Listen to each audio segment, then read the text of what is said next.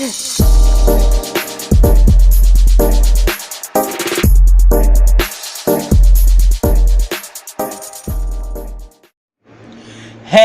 what's up everybody? Welcome back to KRS TV. This is your boy Kenny, and this is a brand new episode of my show here on YouTube called Tea and Scandals.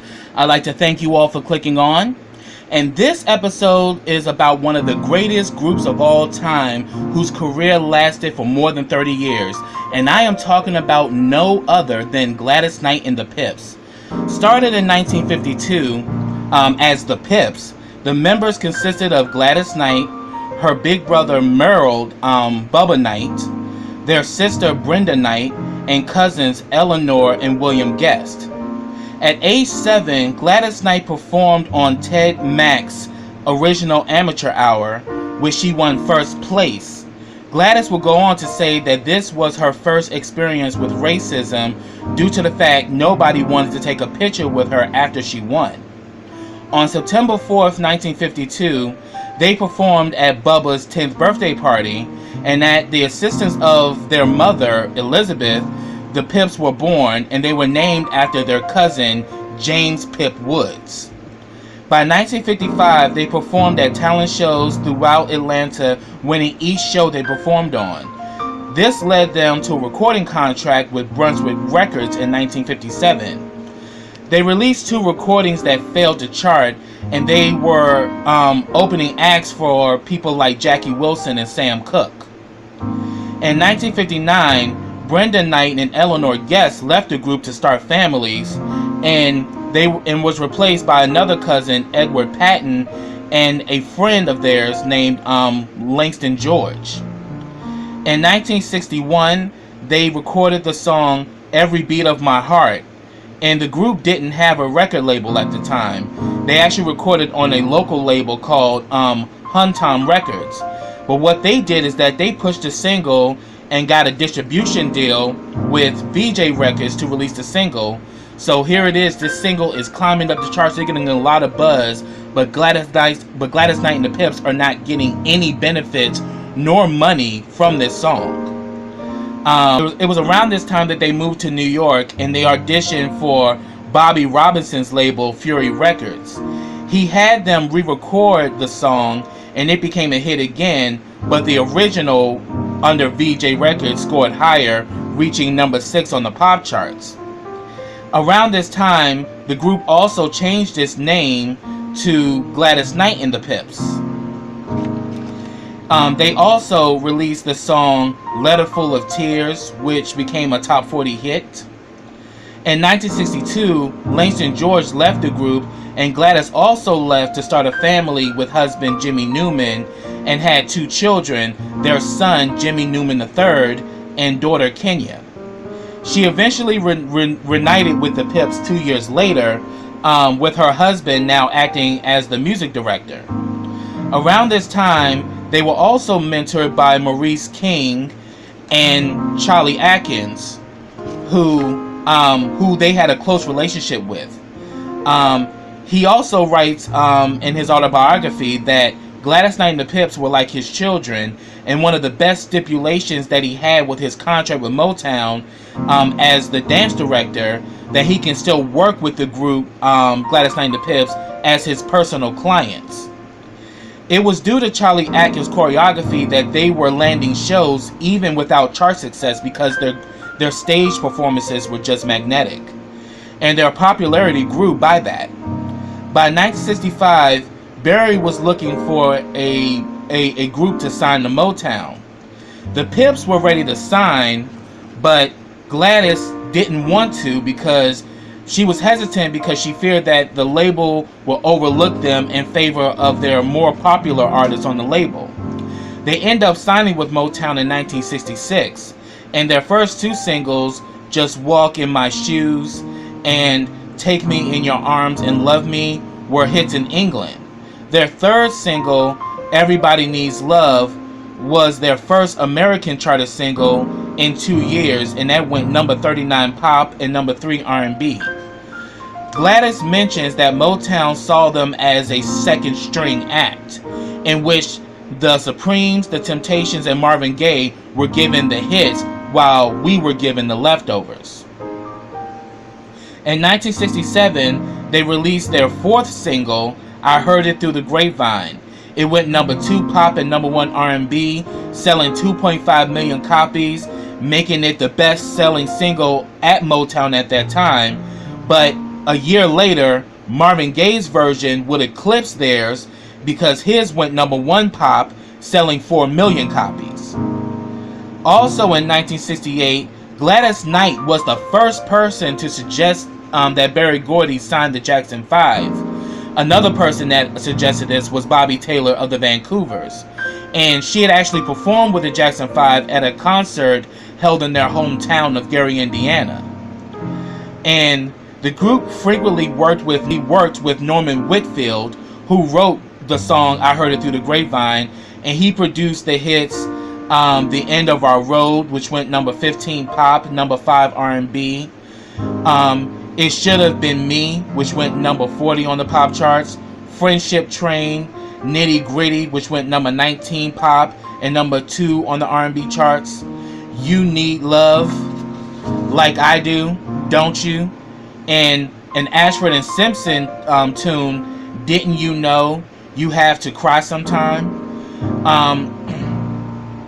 They scored their second million seller with the ballad If I Were Your Woman, which went number 9 on the pop charts and number 1 on the R&B charts, and scored another million seller with the single I Don't Want to Do Wrong, that they self-composed themselves.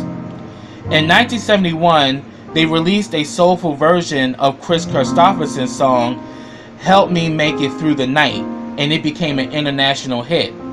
That same year, Gladys Knight and the Pips became the first act to appear on the hippest trip in America, Soul Train, which would become the biggest show on television. In 1972, they released Neither One of Us Wants to Be the First to Say Goodbye. It would be their last recording on Motown, and after negotiations fell through, they left Motown and signed with Buddha Records in 1973. Neither One of Us became their biggest hit on Motown, going number 2 on the pop charts, and they also won a Grammy for best duo, for best pop performance by a duo or group. While at Buddha Records, they released 2 songs, When Peaceful Waters Flow and Daddy Could Swear I Declare, which were a modest success. But the game changer was when they released Midnight Train to Georgia in August of 1973. It went number 1 pop, number 1 R&B, and it became their signature song. The following year, Gladys Knight and the Pips won 2 Grammys. Their Grammy for Best R&B Performance by a Duo or Group for Midnight Train to Georgia was presented by the Jackson 5 at the Grammys, the group they had helped discover. The second being Neither One of Us, so they won both of those Grammys in one night. And they went on to release the million-selling album Imagination, which included I Got to Use My Imagination, which went number 4 pop and number 1 on the R&B charts. You're the Best Thing That Ever Happened to Me, which went number 3 pop and number 1 on the R&B charts. They also had million-selling gold albums while on the label, one being the soundtrack for the movie Claudine, the album I Feel a Song, and the album Second Anniversary.